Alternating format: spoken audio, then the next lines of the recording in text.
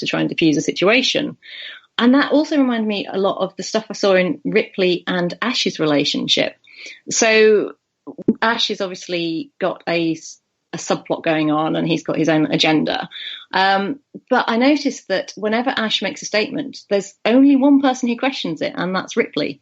And it's never like they've sort of farmed out the questions. So sometimes one person asks a question, someone else asks it. It's always Ripley, always questioning him. And his response is always completely patronizing, and very impatient. And it was really interesting to think about, obviously, how we got from, like you said, Star Trek at the beginning, where they didn't do very much at all, and then Star Wars, where you've got a more proactive woman, but they're all going, "Oh yes, Your Highness," and considering she's a bit snotty. And then you've got the further step, which is Ellen Ripley, who is clearly very competent, but is still not seen as that by Ash, or even at times by Parker either.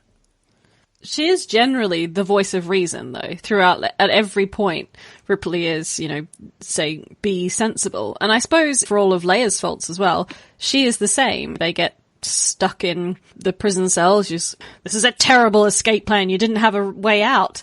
And, she's the one that goes ahead and finds a way out because she's practical. And I think that Ripley is very much of the same type. I think she is practical, and I think Leia is practical. I mean, Leia is still a fantastic character, but I think I would say that Ripley is more competent and less...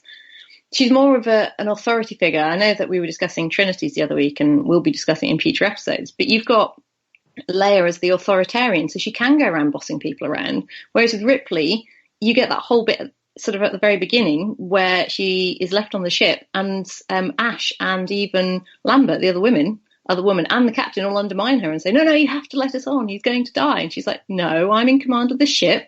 We're going to follow quarantine procedures. This is what's going to happen. And everybody's going, no, we're not going to do it. And you sort of contrast that with Leia, who has authority and everybody listens to her. And also Leia, who is very emotional and, definitely would have let them on the ship. And then Ripley, who's like, no, we're going to follow quarantine procedures. That is the way we're going to do it by the book.